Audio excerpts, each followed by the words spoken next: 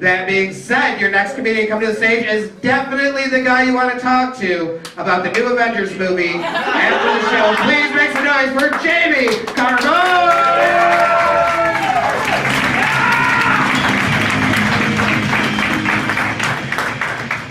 For Timmy, huh? Wait, actually, let's do this real quick. Clap for me if you've seen the new Avengers movie. Okay, clap for me if you plan on seeing the new Avengers movie. Okay, here's what's gonna happen. If I don't get enough laughs, I'm gonna point to somebody on my shirt and tell you whether or not they died.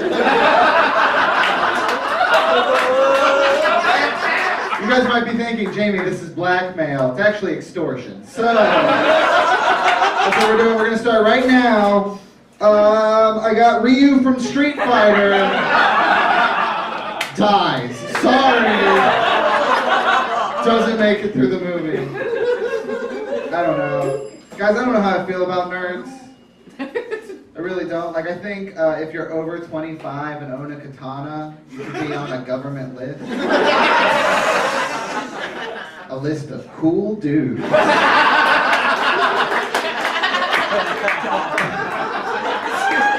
That's the only one-liner I have. So, I don't know. I don't own a katana. I wish I did. I honestly do. I wish I could have used it earlier this year, because while I was waiting for the train, I got casually mugged. Huh? I say casually because, well, thank you for wooing. One guy loves crime. So, what happened was I was waiting for the red line, and this guy comes up to me. He sees my watch, and he says, "Is that one of those iWatches? Is that one of those Apple Watches? Let me see that. Let me get at that." And instead of just like walking away or just saying nothing at all, just kind of on autopilot, I went, "Nah, man, it's actually a Fitbit." And he scanned my body with his eyes, like creeps did in movies from the 80s, and said, "Nah, you look like you need that. I'm gonna let you keep that." And then we waited for the train together. His name is Dave. And he really thinks his band is gonna make it. So, I believe him. I don't know, guys, I am a nerd, I'll own up to it. I'm one of those people who thinks video games are art. I am one of those people. Okay, yeah. Guys, do not let other people know you're that kind of person. Doesn't work. Like, I think anything that makes you feel emotions is art. And video games have made me feel all the emotions. You know, they made me feel happy, they made me feel angry, they made me feel sad. But maybe they made me feel a little too sad. Because around this time last year, I beat a video game that's ending depressed me so much, I did not leave my apartment for 72 hours. And I felt you guys care less about me as I said those words. Like, I get it, for real. Do you guys know how much respect society would lose for Ernest Hemingway if his suicide note ended with, P.S. Donkey Kong Country is too hard. I don't know, I don't think that's the best one-to-one comparison though, because video games themselves have never made me want to kill myself. The people I play video games with online have only made me want to kill myself. Me and Timmy. It's weird, like, here's what happened. 8 years ago, I was playing this game, Halo. We all know Halo. What is up, guys? Oh, no, I'm glad you guys are fans. I'm a fan too. For those of you that don't know, Halo is a game where you play some space marines who work together to capture some flags. That's the whole plot. And I was put in this team with a group of strangers, and we're working together, and I offer some advice to these strangers, and this man, who I've never met before, hears my voice and says, and I quote, "Yo, that lady sounds like she's drowning in SpaghettiOs."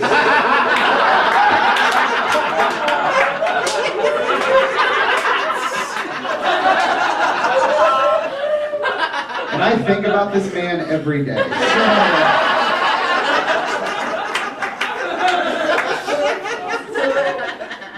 I don't know. I will say this for video games. For every like bad, sad thing they've done to me, they've done way more happy things. Like, video games gave me the first ever role model I ever had in media. You know, like Mario was the first guy I could relate to. Because we were both chubby Italian guys. We both do a lot of parkour in our free time.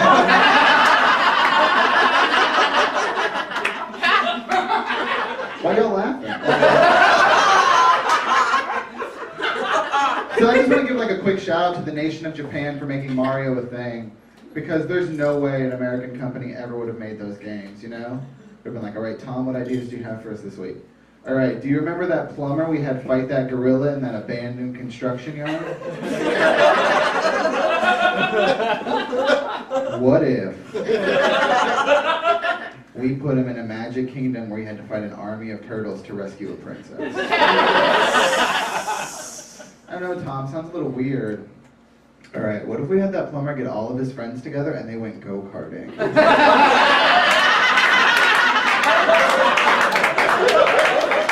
Or we gave that plumber a dinosaur that is afraid of haunted houses.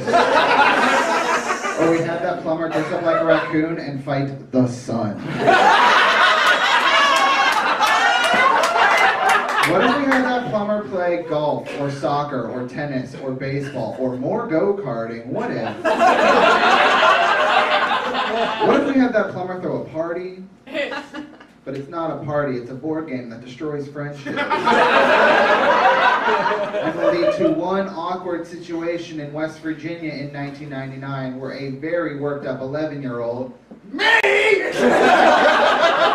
accidentally calls his mom the C word.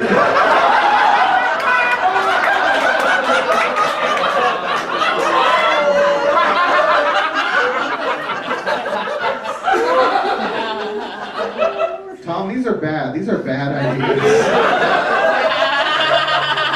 Okay, how about this? There's this doctor. And he fights every disease by just shoving pills down people's throats. He sounds like a bad doctor. That's because he's actually a plumber.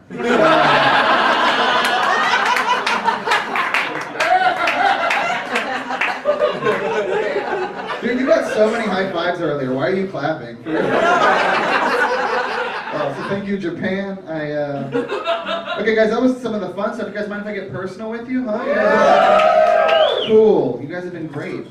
This is true. I had a complete nervous breakdown last year. I had a complete one. It's fine. I'm better now. It's weird though, because when people have nervous breakdowns, they do things like quit their job or alienate all of their friends and family. And I just started shopping at Hot Topic again. That was what I did. It's weird though, because when you have a breakdown, you kind of latch on to something that like makes you feel safer. So I really grabbed onto a lot of old music that made me feel like nostalgic and comfortable. So I was listening to a lot of like early 2000s pop punk.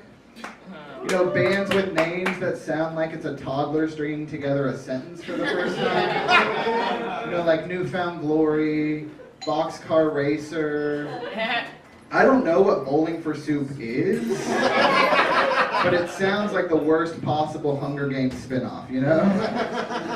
So here's the thing, I've listened to enough of these songs where I'm at a point where I have realized they all cover the same topics. They really do. It's all kind of the same stuff just over and over again. So I took a couple days and I went ahead and I wrote the perfect pop punk song. If you guys don't mind, I'd like to sing it for you. Yes.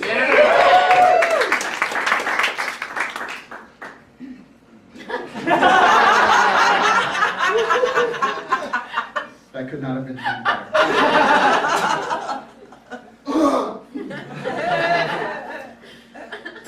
I am so sad. I hate my dad. Wow, girls sure are weird. The end. That is every single one of them. If you guys liked it, blink 182 times for me. So I know it hit. Guys.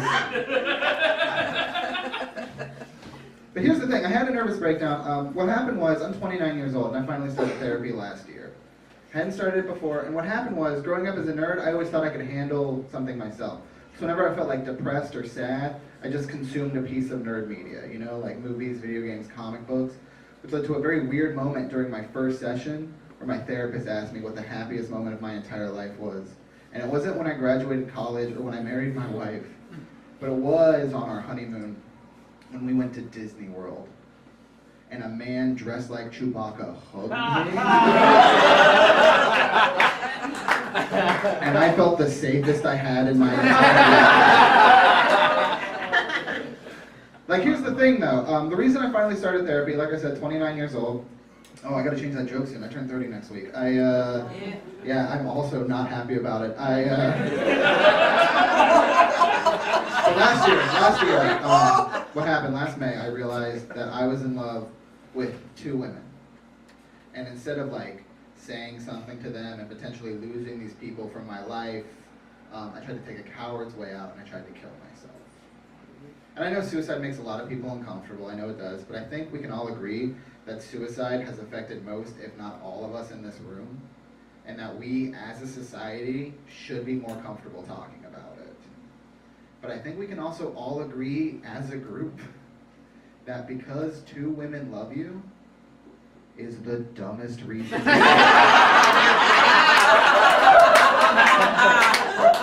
Like, how do you even eulogize that guy? You know? Here lies Jamie Carbone. He couldn't handle the basic premise of Archie comics.